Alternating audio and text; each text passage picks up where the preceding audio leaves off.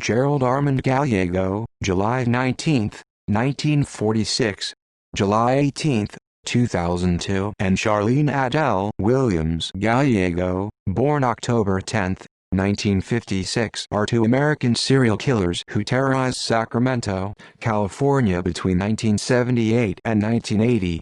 They murdered 10 victims, mostly teenagers, most of whom they kept as sex slaves before killing them. Perpetrators: Gerald Armand Gallego, a.k.a. Stephen Phil or Stephen Styles, was born on the 17th of July 1946 in Sacramento, California. His mother was a sex worker, while his estranged father was a criminal who in 1955 became the first man executed in the Mississippi gas chamber for the killing of a police officer during a prison escape.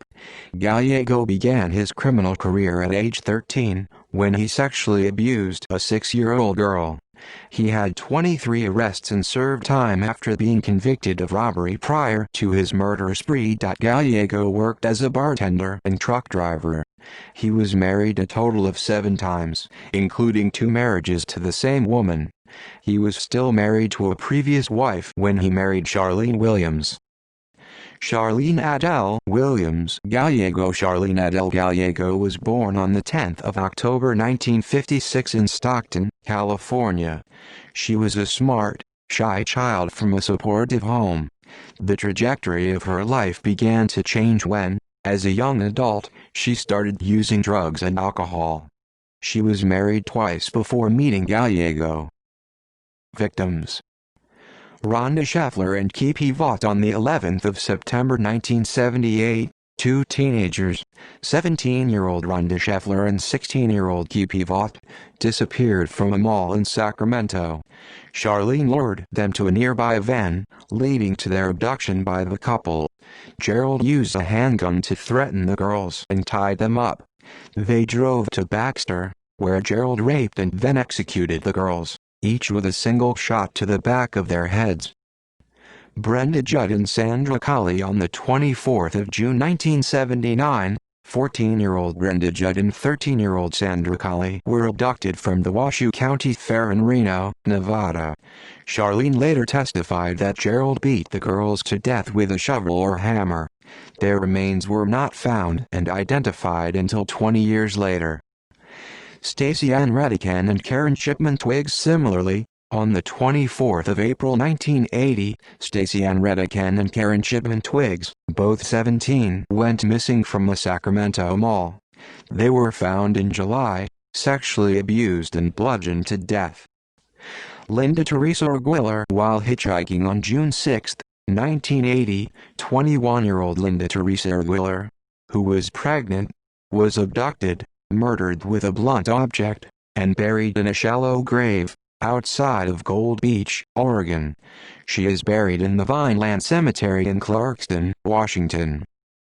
Virginia Mokel. On July 17, 1980, 34-year-old Virginia Mokel was abducted from the parking lot of a West Sacramento tavern, where she worked as a bartender. Her skeletal remains, still bound with nylon fishing line, were found 3 months later outside of Clarksburg. Loops of cord from the victim's neck were admitted as proof of death by strangulation. Craig Miller and Mary Elizabeth Sowers. While leaving a fraternity party on the 1st of November 1980, 22-year-old Craig Miller and his fiancée, 21-year-old Mary Elizabeth Sowers, were forced into the Gallegos car at gunpoint. Miller was ordered out of the car and shot. His body was found near Bass Lake, California. The couple returned to their apartment with Sowers, where Gerald sexually abused her before taking her to a field in Placer County, California, where he then executed her. Capture and trial. A friend of Miller and Sowers witnessed their abduction and reported the car's license plate number. Police used this information to track down and arrest the Gallegos at a Western Union office. Charlene's parents were in the process of wiring her money, Gerald and Charlene pleaded not guilty to charges of kidnapping and murder. Charlene's attorneys were eventually able to convince prosecutors in several states' counties to allow Charlene to testify against Gerald for a plea deal that reduced her prison sentence to 16 years and 8 months. In June 1983, Gerald was found guilty of murdering Miller and Sowers and sentenced to death by gas chamber at San Quentin State Prison. In June 1984, in less than 4 hours, Gerald was found guilty of murder and aggravated kidnapping in the case of Karen Twiggs and Stacy Redican in Nevada. He was subsequently sentenced to death. In July 1997, Charlene completed her sentence and was released.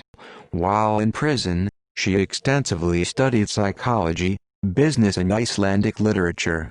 During an interview, Charlene claimed that she was also a victim when she said, "There were victims who died, and there were victims who lived. It's taken me a hell of a long time to realize that I'm one of the ones who lived." She also claimed that she tried to save some of their lives. In 2002, Gallego died of cancer in a Nevada prison medical center while awaiting execution. See also List of serial killers in the United States. References. Further reading: Davis, Carol Ann, 2001. Women Who Kill: Profiles of Female Serial Killers. London, Allison and Busby. ISBN 978-0749005351. Flowers, R. Berry, 1996. The Sex Slave Murders.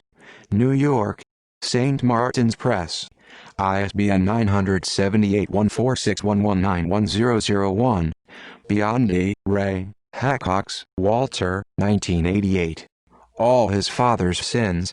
Inside the Gerald Gallego Sex Slave Murders. Rockland, CA, Prima Pub. And Communications. ISBN 978-0914629344. Van Hoffman, Eric, 1990. A Venom in the Blood. New York, Pinnacle Books. ISBN 978-0786006601. External links: Crime Library, Francis Farmer's Revenge, Gallego, Charlene Gallego. Demographic info: serialkillers.briancombs.net. Retrieved 30 June 2015.